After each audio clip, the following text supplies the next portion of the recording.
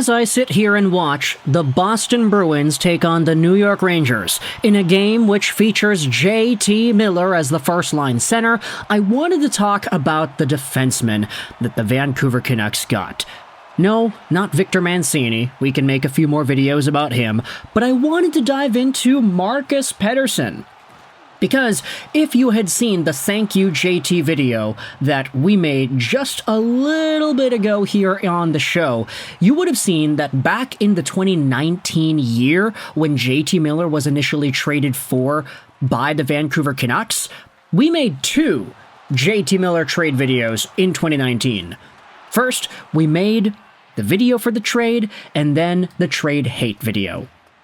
This particular video might be similar to that trade hate video, because I wanted to go over the truth about Marcus Pettersson, the newest Vancouver Canucks Pettersson on the board, who is 28 years old, who's a left-handed D-man, a big guy, whose contract is expiring. He's making $4.025 million a year, and the Vancouver Canucks are in a spot where, based off of how they have structured their team, based off of the executives that are in charge, it would probably stand to reason that Marcus Pettersson would be offered a contract extension by the Canucks, right?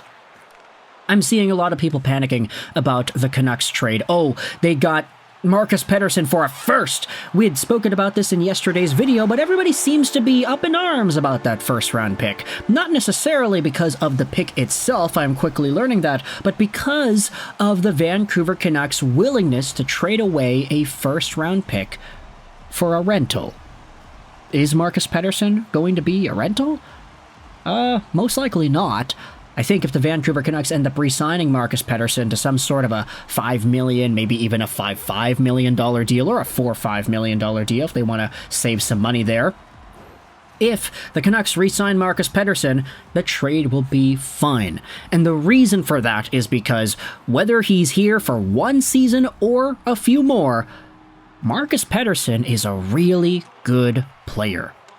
Sure, the point production, 30 points, 82 games played, that's great. 18 points, 47 games played, on pace for another 30-point season, that's also great. But here is some of the extra conversation that I wanted to have about this player, because it turns out this player is like a transformer. There's more than meets the eye with this player, and I wanted to dive into some extra conversations on Twitter about that.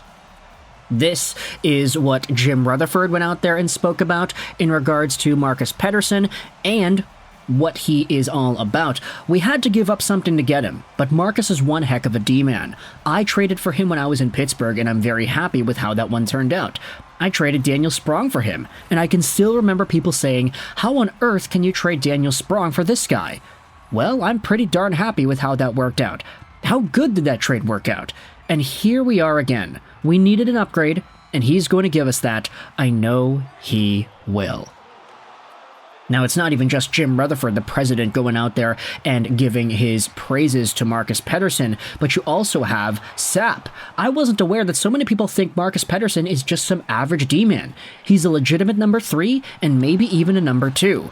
His defensive metrics are bad this year, however, there are reasons to suggest that will rebound in Vancouver, such as roles and expectations. Pittsburgh has been getting him to take so many offensive risks this year. I think the Canucks make out fine here. We'll see what trick they have up their sleeve to fill that number 2 center spot. It's a rental for the possibility of losing in the first round. The Canucks aren't even going to let Marcus Pettersson walk. I don't think that's a thought here.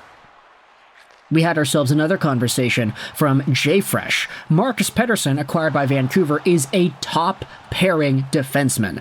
A solid puck mover and complementary presence, he has improved offensively as well. Tall but not strong, he gets hit constantly. He's got a very good defensive stick and can swing the puck around the offensive zone. He also hits the deck a bit too much.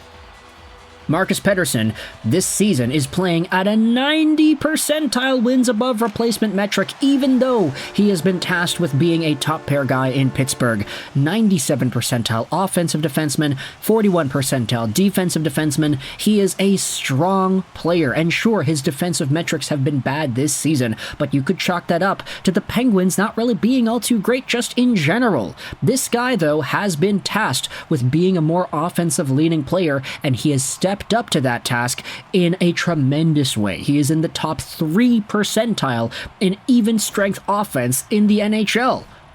And then Jabba went out there and said this, like the deal or not, Pettersson does make the Canucks D instantly better. He won't be asked to carry the load that he was asked to in Pittsburgh. Put him on a pairing with Hronek and you have the makings of a very solid top 4. If you keep Hughes and Myers together, which actually has been a very good pairing as of late, Tyler Myers, we're not going to tolerate any Tyler Myers slander from the last week and a bit. If you have Hughes, Myers, Pettersson, and Hronek, and then the other Pettersson with whomever it is on the bottom pair, a Carson Soucy or a Derek Forbort, that is a lot more of a solid D-core than what you had 2 days ago. Even add on Victor Mancini, the guy that the Canucks got in the Miller trade. Frankie Corrado said this, that Mancini is more than just a throw-in for the Canucks. He's big, he's strong, he's physical, he can skate, he's mobile, he isn't afraid to carry the puck, and he can do it all. He's a raw talent, a late bloomer who will still have to prove it, but he has all the necessary skills to do so. I saw him in person earlier this year and was impressed. We also had ourselves Josh Elliott-Wolf talking about Marcus Pettersson. He is more than capable of being a second pairing D-man. He plays 22 minutes a night and a decent amount on the PK.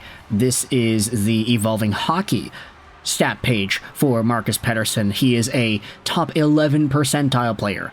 9-2 offense, 6-2 defense, still pretty good. He even had Rono went out there and saying this, JT Miller for Cheadle and Marcus Pettersson. That's pretty good stuff by Vancouver in my eyes. Marcus Pettersson is a top 4 D-man who can also play in the first pair. Philip Cheadle is a 2C. I like how the Canucks handled the Miller situation in the end. Also, a big respect to them, how they've not only... What does this tweet even say? Also, a big respect to them, how they've not problem to trade away players. What in the world? Okay, yeah, how they're not unwilling to trade players that they had signed in the most previous offseason. Only a few GMs can recognize a bad signing and trade the guy immediately after.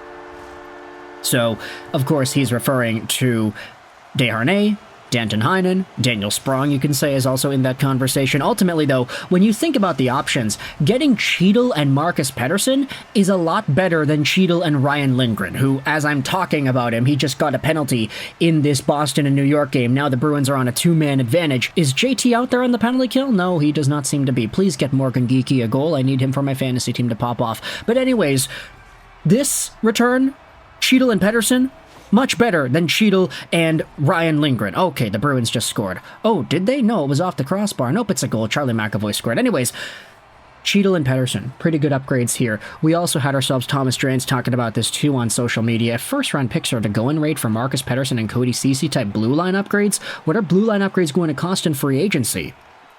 That first, however, was not for Ceci. Pettersson was getting a first back, though. He's the most desirable D rental on the market.